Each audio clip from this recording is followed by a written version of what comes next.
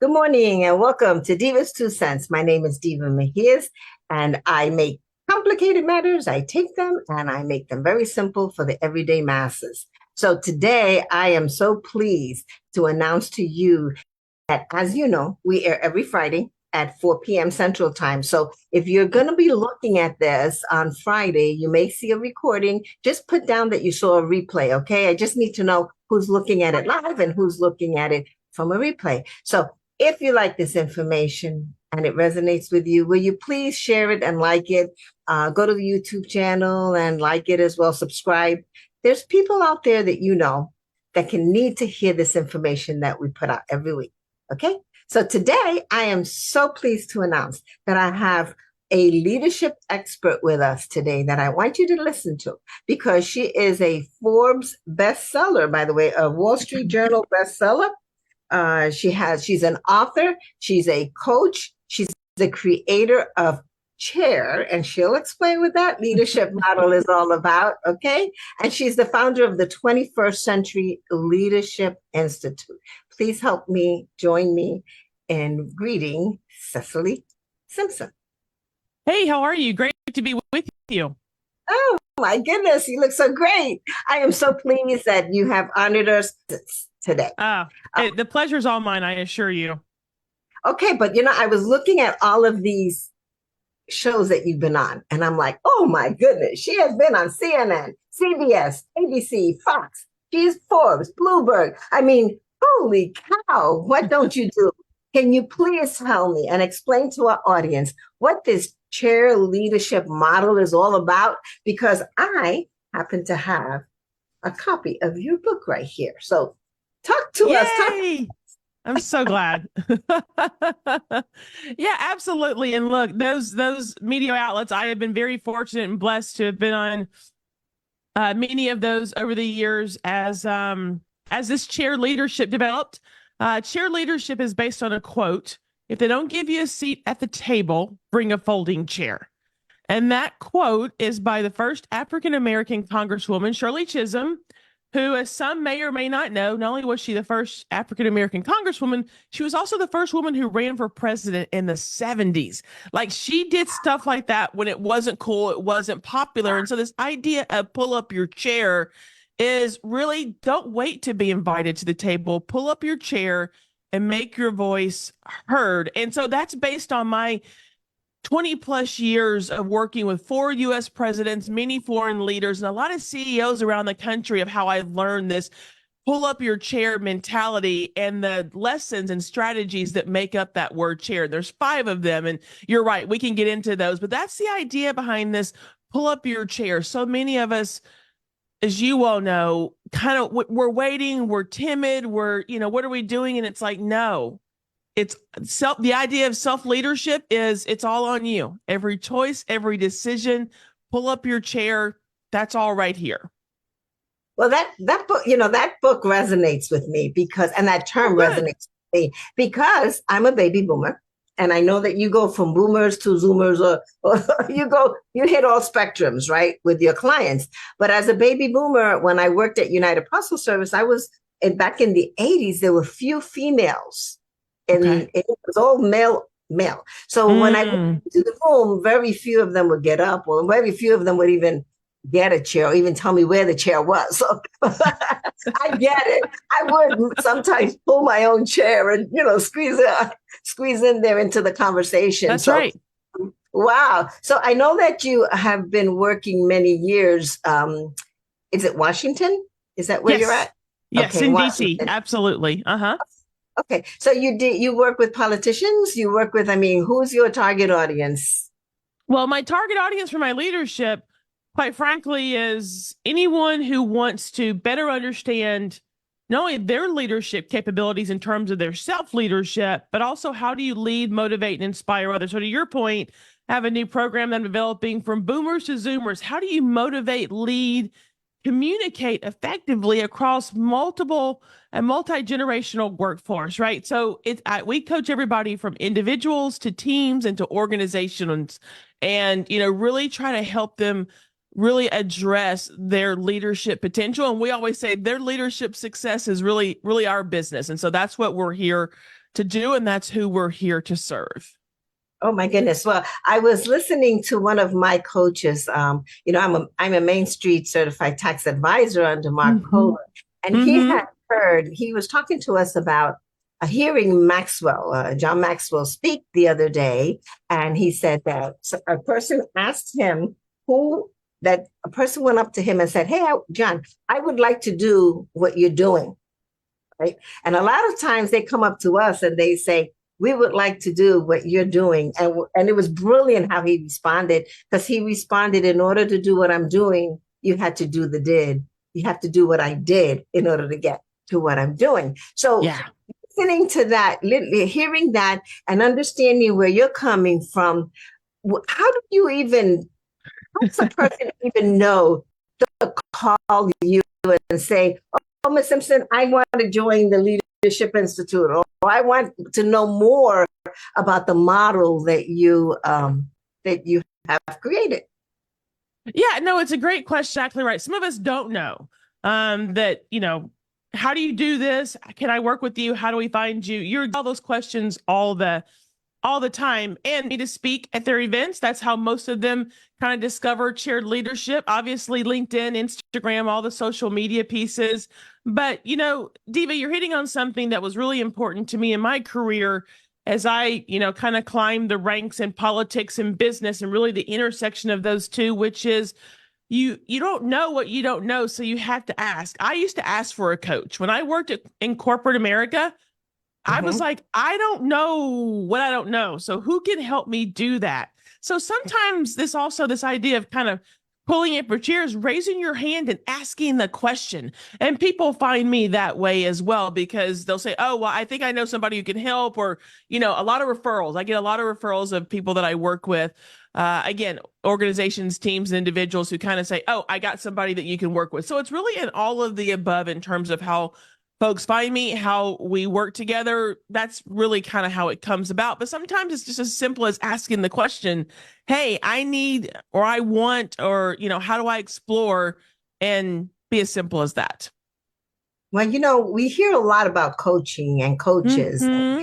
And after the pandemic, that's all we did was get Yeah. online and communicate with people. You and I know my one of my best coaches, Michael Burke, and Hmm.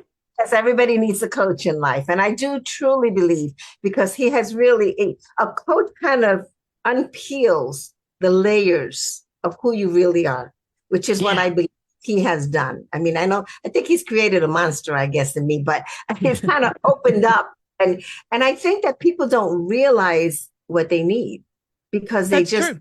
they don't know. They just, like you said, what they don't know, they don't know. But in your opinion, where do you see coaching and what you do in the industry moving towards in the next couple of years or so? How do you envision that?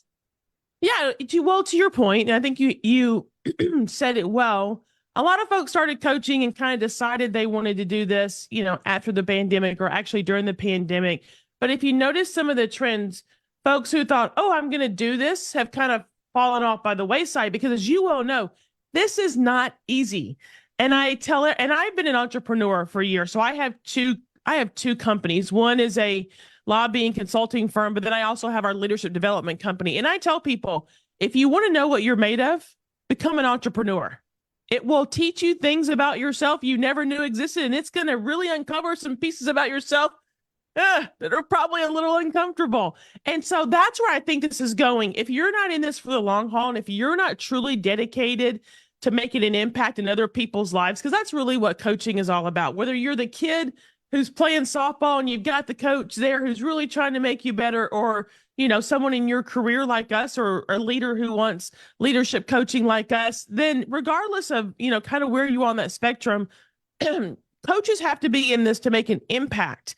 And I think the folks who are in this to make an impact will be here for the long haul. But so many are like, "Well, I just thought I would do this." And it's like, that's kind of not the way to come into this to this industry or to this line of work. And so I think that's the differentiating point we're going to see play out over the next couple of years is if you truly want to make an impact, and that's what the I in C.H.A.I.R stands for, by the way, it's not influence, it's impact. You want to have a tangible, lasting impact and legacy. There's no better way to do that than helping others. But if you're in this for money or for other reasons, you're probably not going to be here very long. Absolutely, I know. Well, when you're an entrepreneur, the first couple of years, there's really that much money. It goes back into your business. And if not, Exactly. you are totally out of business. All right. Yeah. Numbers tell stories, right? And I always ask people, you need to know what story are your numbers telling you is what I always ask. But then that's the accountant in me. Okay. Yeah. Now, Absolutely. when I was looking through your book and I was reading some things, I noticed there was a section there about regrets. And Yes. it makes you reflect on regrets. What made you write that? What brought that to your forefront? Because I thought that was very interesting. Yeah. Regrets are powerful, both in looking back, but also kind of in the looking forward and avoiding them going forward. And I learned the lesson about regrets, as you read in the book, very early on in my 20s, that, most people don't know that I have a very debilitating health condition. And so what I learned very early on in my life in my 20s, when I had kind of a crossroads kind of moment of my health was really suffering and it was my health or, my lifelong dream of, what I wanted to do, then as you all know, and I won't give away all the stories in the book because folks can read it in the book, but as you all know, I had a crossroads kind of moment where it was like the decision I made changed the trajectory of my life. And what really brought the regrets piece up for me was in that moment, it was if I whatever decision I make, am I going to regret it? And so that question in that moment of do I choose my health or do I choose my lifelong dream? That really became a guiding mantra for me to minimize regrets as much as I possibly can and to really go all in, so to speak, Diva. Go all in, right? Don't hold back. This day, every day, this life is not promised to you. So don't live it with regrets, but instead really be all in on the decisions you make. Again, it's kind of this idea of the leadership model that we teach. It's kind of two sides of the same coin. The self-leadership piece is the piece that people very rarely talk about. But when I'm on stage talking to people about the book Leadership, the most comments I get afterwards are about regrets. Oh, wow. You'd be surprised. People wait in line, and I love it, and I'm so humbled by it to come talk to me. Most often, their comments are about regrets they have, personal, professional, and it's revelatory. But sometimes they also come crying, and their heart is broken because they wish they would have done this or done. People, that's the impact I'm talking about when you get into this business. Is you walk alongside people on their journey. And those are powerful moments. So regret really resonates with a lot of people because we all have them. The question is, how do you minimize them and move past them, not dwell on them in the moment? But they can be a powerful motivator if used correctly. Oh, yeah. Yeah, I think so. Because when I look back and I reflect and I read and I said, yeah, I have to, I say, okay, I could have, I should have, I would have. And if I keep thinking about what I could have and should have done, I'll never do what I need to do. Exactly. So, Exactly. But you have to look back sometimes because you have to remember where you came from. I would not be where I am today if my why wasn't that I never want to be hungry again.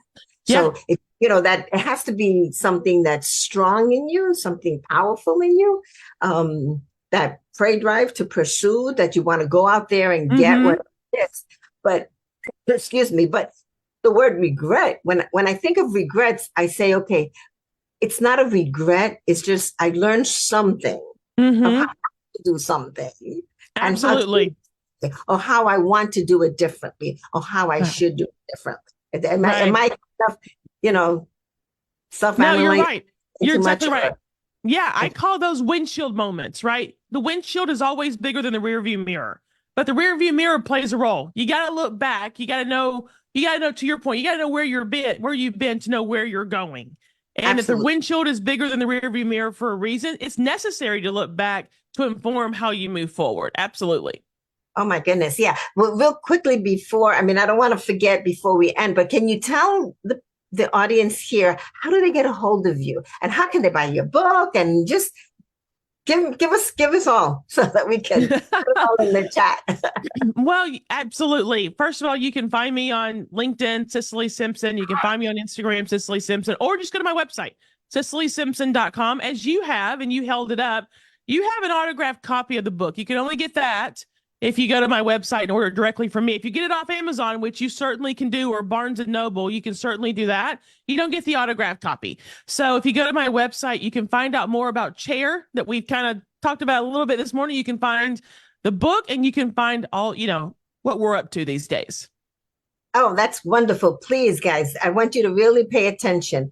Listen to this, and after you finish, you re-listen to it. Because when you listen to something twice, I find anyway, you always, just like when you watch a movie, right? You watch a movie 2 or 3 times, you always notice something different. So really pay attention to what Cicely is saying here, because it's very important. It's important to know where you were, where you are, and where you're going. It's important to know who can help you get there, as a coach, as a proven author, and a motivator, I'd say, with this Leadership Institute. You may want to explore it. I mean, it may be something that it may be for you. You never know. I am just so humbled and so honored that you have taken the time out of your busy schedule. I can't imagine living in Washington, D.C. with all going on over there, but I'm happy for you. We met in Tennessee. We met here in Omaha. You flew in with Coach Burt as and I had that speaking engagement for the Nebraska Hispanic Chamber. So thank you so much. How about some last tidbits for the audience? What would you like to leave them with? Yeah, last tidbits, I'll leave them with maybe just 2 things. One, the most important form of leadership is self-leadership. Every decision, every choice, Diva, as you just said, starts with you. That is so critically important. When people think of leadership, they often think of leading others. You can't lead others if you don't lead yourself. You have to be the example, personally and professionally. And so I will leave folks with that thought. Reach out to me. I'd love to have a conversation with you. Love to meet you. But Diva, you are amazing. I do remember that day in Omaha. I remember the first time we've met, and I am so grateful to be able to join you today, my friend. You are the best. Thank you so much. God bless you. Okay, you take care. Have fun. Make it happen. And pull that chair. Pull that chair.